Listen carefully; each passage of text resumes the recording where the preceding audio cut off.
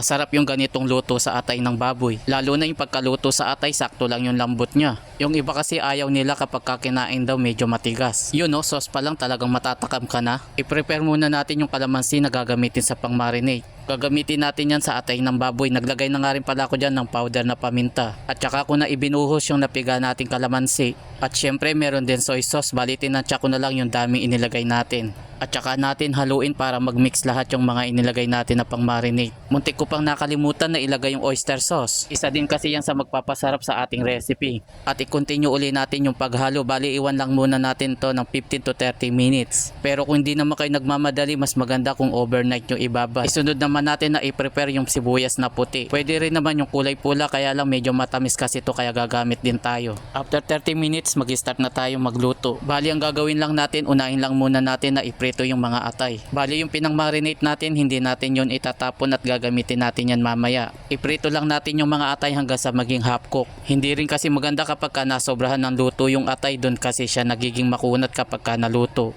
At kung nandito ka na sa bahagi ng aking video, ibig sabihin nag-e-enjoy ka, paki-like and share mo naman para madami makapanood. Kapag ganito na yung itsura ng ating pork liver, pwede na natin hanguin. Ganyan lang yung gawin ninyo kapag gusto nyo magluto ng pork liver, wag nyo lang pakaluto ng husto.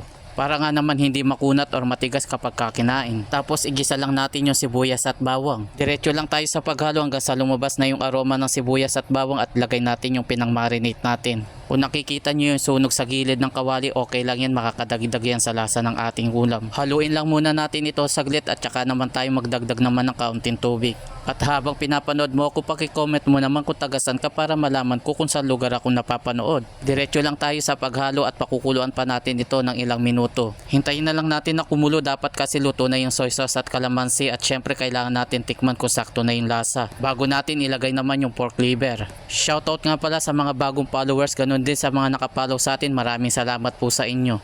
Haluin lang natin ito ng saglit at pakuluan hanggang sa humupa yung pinakasabaw niya. Pahuhupain lang natin to hanggang sa maging sauce na lang yung itsura ng ating pork liver. Pag konti na lang yung sabaw, pwede na natin ilagay naman yung puting sibuyas. At haluin natin ito ng bahagya. Kung nakarating ka na dito sa bahagi ng aking video at hindi ka pa nakapollow, pakipollow mo na lang ako para updated ka sa mga susunod. Kung nagustuhan ninyo yung ating recipe ngayon, baka pwedeng maglambing, pakishare na lang. Lutuin na lang natin to hanggang sa magmantika na yung ating pork liver. Masarap kasi yung nagmamantika yung pagkaluto. Kahit nagmamantika yung pagkaluto yan, hindi yan na overcook.